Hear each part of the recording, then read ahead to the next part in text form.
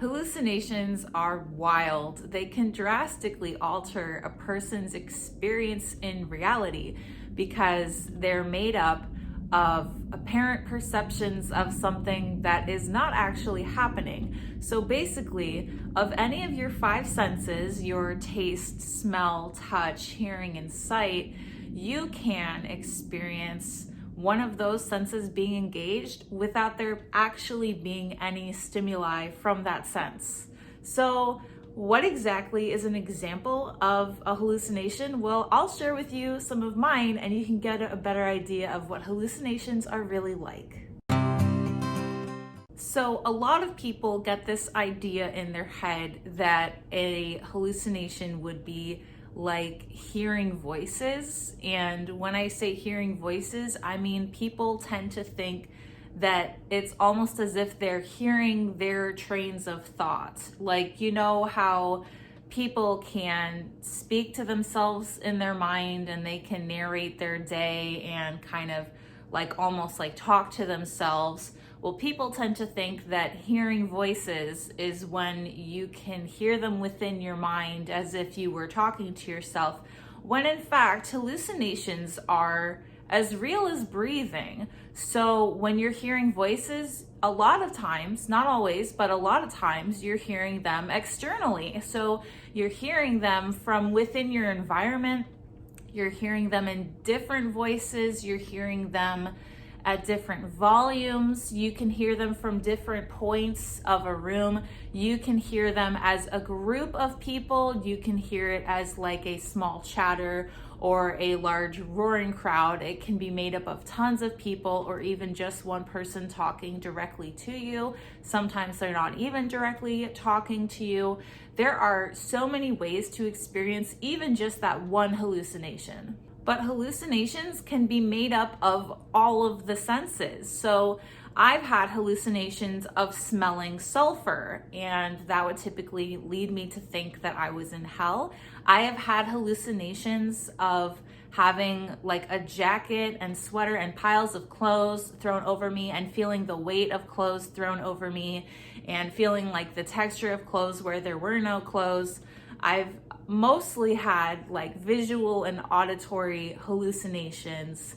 And for me, those can come in a variety of ways. For instance, with visual hallucinations, sometimes when I see a hallucination, to me it looks 100% realistic. It could be a person, it could be like a dark, ominous cloud. Sometimes though, my hallucinations are more like projections onto reality, the way a projector would project a film onto a screen, and I will see landscapes and environments laid on top of the room I'm in, and the objects in the room will make up parts of the environment.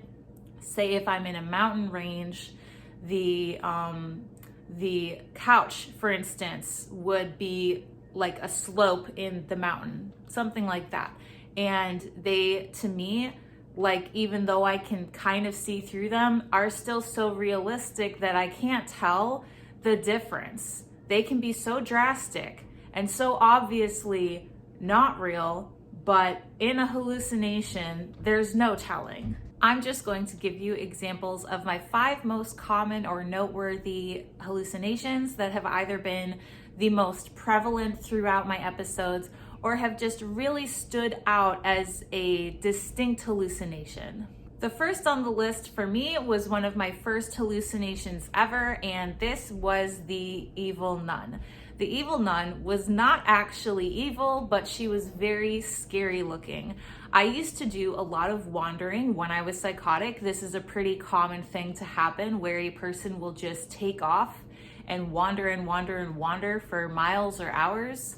And on one of my first wandering sprees, I was walking late at night. It was dark out and foggy, and I looked beside me, and walking next to me was this scary looking nun. She had red eyes and she was ghostly pale. She didn't say anything to me, and she just watched me while I walked. and I was too scared to say anything to her. So we just walked in silence, and every once in a while I would look over and she'd still be there walking with me. And after getting over the initial fear of this lady, I did kind of start to feel comfortable with her because I felt like she was looking out for me. The next hallucination, which only really happened in one episode but was really annoying, was doorbells. And doorbells would go off any time of day, and I would always go check the door, and I'd be walking up to the door thinking, God damn, I really hope someone's at the door this time, I swear to God. And there'd never be anyone at the door. I at first thought that it was people playing Ding Dong Ditch, but I was lucid enough because it was the beginning of an episode that I was able to tell that I was hallucinating, and I would still check the door every time just in case someone was there, but it was never not annoying. When I've told people about the doorbell, sometimes they think that's scary. It's spooky to go answer the door and no one's there. But in reality, I just thought of it as my brain playing Ding Dong Ditch with me. This next hallucination was my very first hallucination in my first episode when I was 18.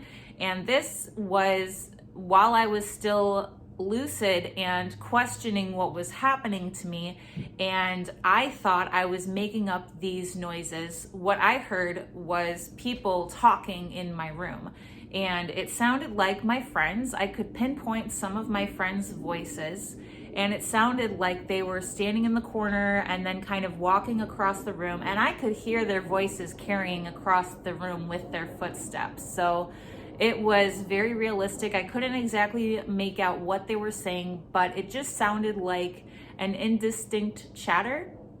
And I would lie in bed trying to fall asleep at night, hearing my friends in my room, and think to myself, there's no way that's real. Like, I'm in my room alone. I know this is not happening.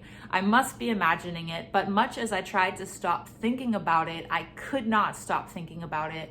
And I later found out that this was, in fact, a hallucination. This next one was also a hallucination that I had during my first episode. I was very afraid of cars following me, and I was always very suspicious that there was a car behind me. And it got to the point where when I'd be indoors, like in my room or just sitting with my family, I would hear car engines revving in the room with me. And I basically ignored it, but it was really scary. And I knew, because I was still lucid in this episode, I knew that there was no way there was a car in the room with me, but I couldn't stop myself from hearing it. And when I ultimately was hospitalized, my roommate asked me, what is psychosis like? And I said, well, you know, I hear things all the time.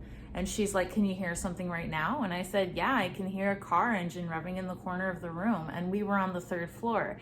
And it blew her mind. But because I was mostly aware during my first episode, no one really believed me for having these hallucinations because I was pretty good at not engaging with them and being able to verbalize what was happening. And finally, this last hallucination happens when I'm in really bad shape and my psychosis is at its worst. I will tend to see people's eyes as completely blacked out, and it'll be like those contact lenses you see that fill all of the whites of the eyes and they're glossy and black.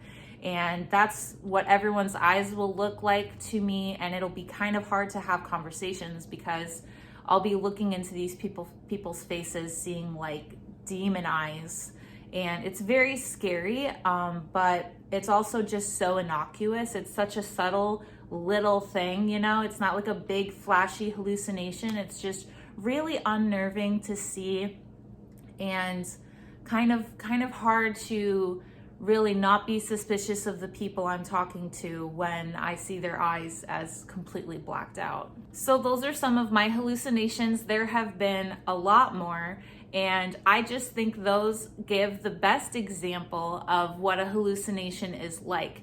You may have noticed, I'm sure you noticed because I mentioned it several times, that sometimes in my episodes I have been aware. So with psychosis, there's a symptom anosognosia, which is basically what causes a person to have an unawareness of their symptoms so that they are unsure of their reality. They don't know that they're hallucinating. They think that their world is, you know, as it's meant to be.